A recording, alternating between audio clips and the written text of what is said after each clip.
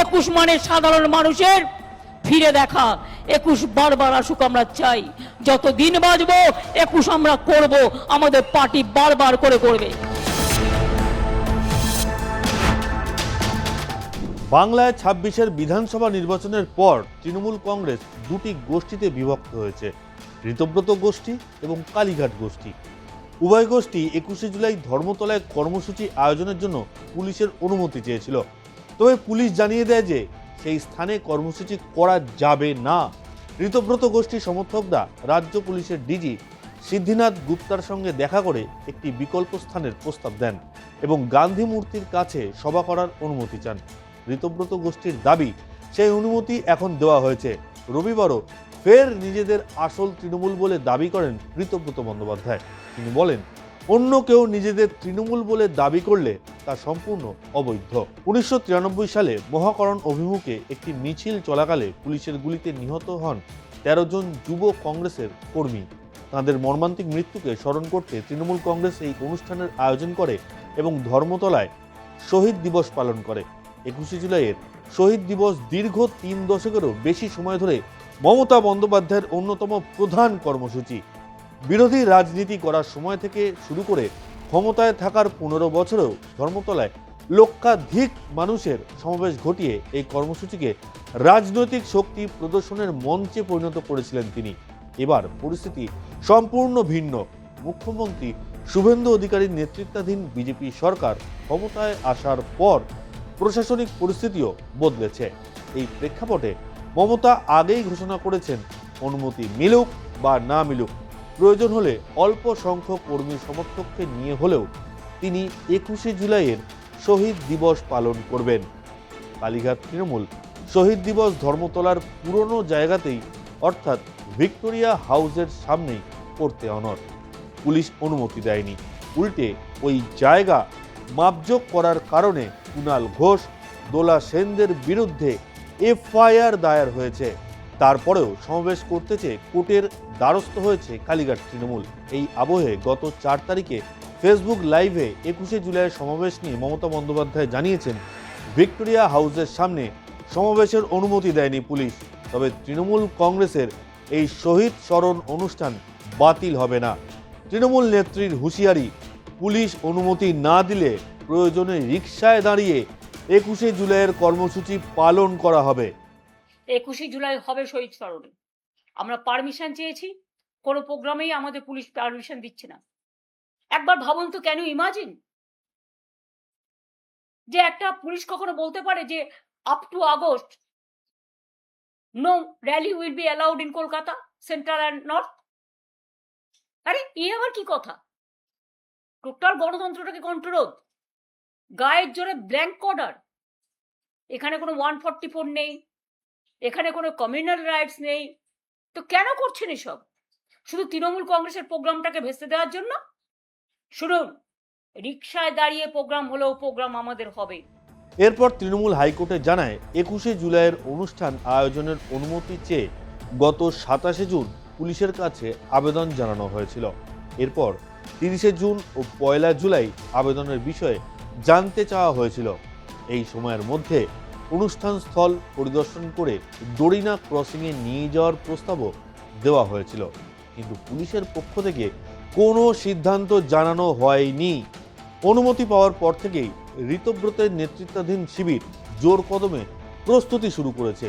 বিদ্রোহী তৃণমূলের নেতাদের দাবি, এবারের 21শে জুলাই শুধু শহীদ স্মরণ নয়, সংগঠনের শক্তি ও জনসমর্থনের বড় পরীক্ষা। ফলে একই দিনে 2 তৃণমূল শিবিরের কর্মসূচিকে ঘিরে রাজ্যের রাজনৈতিক মহলে বাড়ছে জল্পনা ও আগ্রহ। বিদ্রোহী তৃণমূল সূত্রে খবর, কলকাতা পুলিশের কাছ থেকে প্রয়োজনীয় অনুমতি মিলেছে। সেই অনুযায়ী সাংগঠনিকভাবে কর্মসূচির প্রস্তুতি চলছে।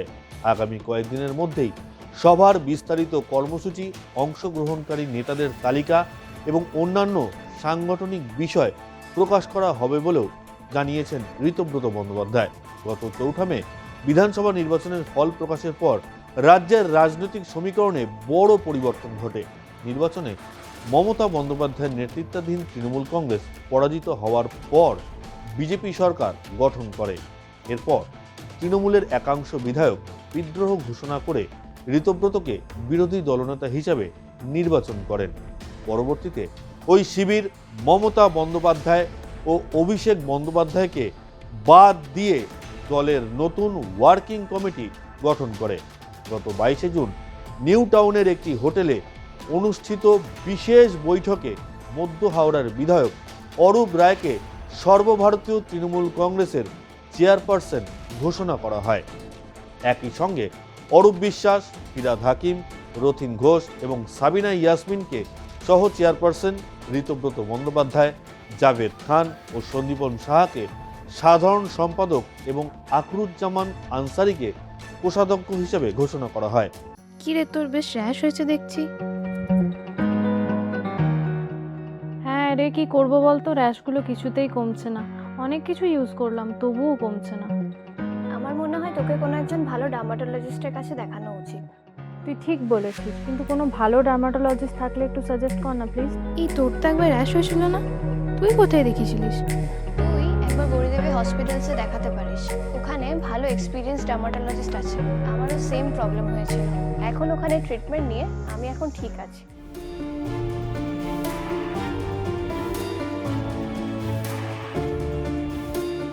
গৌরী দেবী হসপিটাল, রাজবাঁধ, দুর্গাপুর। যোগাযোগ 8001003333, 8001113333।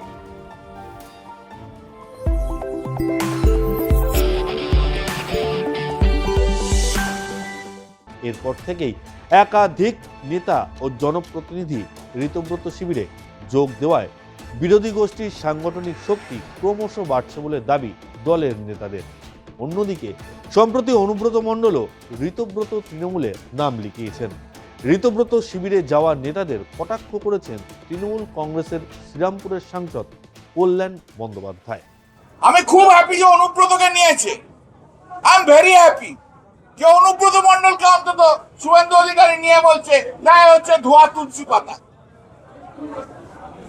আমি খুব হ্যাপি যে ববি হাকিমকে নিয়েছে, বড় হ্যাপি, কারণ ওর মধ্যেই তো ওটা লিখতে বলেছিল সবচেয়ে বড় ছিল। আমি খুব হ্যাপি যে ওই প্রকাশ সিং বাড়ি যাকে বিজেপি নিয়ে রাজ্যসভার ক্যান্ডিডেট করছে, কারণ ওদেরই মন্ত্রী ওকে বলেছিল বালি চোর। আমি বলিনি, ওদেরই মন্ত্রী বলেছিল। এখন লাখ টাকার প্রশ্ন, তৃণমূল কংগ্রেসের সাধারণ কর্মী সমর্থকরা 21শে জুলাই কোন সমাবেশে উপস্থিত থাকবেন? মমতা বন্দ্যোপাধ্যায় মুখ্যমন্ত্রী থাকাকালীন তার ডাকে যখন লাখো লাখো কর্মী সমর্থক কলকাতার রাস্তায় জড়ো হতেন, ঋতব্রত গোষ্ঠীর দৌলতে কার্যত তিনি এখন একলা হয়ে পড়েছেন। কর্মীরা কি মমতা বন্দ্যোপাধ্যায়ের 21শে জুলাইয়ের সভায় যাবেন, না বিদ্রোহী অর্থাৎ ঋতব্রত তৃণমূলের সভায় গিয়ে ভিড় জমাবেন, নাকি সুপার ফ্লপ হবে দুই তৃণমূলেরই 21শে জুলাই? তা জানতে আর মাত্র কয়েকটা দিনের অপেক্ষা।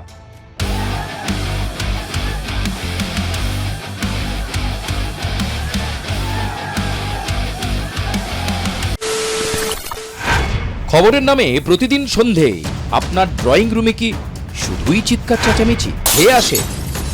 বিতর্কের নামে চলে গালাগালি আর কাদা ছোড়াছুড়ি। এবার সময় পরিবর্তনের, কারণ আমরা কান ফাটানো চিৎকারে বিশ্বাস করি না। আমরা বিশ্বাস করি খবরের সত্যতায়। আমরা কোনো পক্ষের হয়ে গলা ফাটাই না, আমরা সাধারণ মানুষের হয়ে প্রশ্ন তুলি। চিৎকার নয়, শুধু খবর হবে যেখানে বিতর্ক আছে কিন্তু কুৎসিত ঝগড়া নেই। সঠিক তথ্য, বিশ্বস্ত খবর। নজর রাখুন আর প্লাস নিউজে।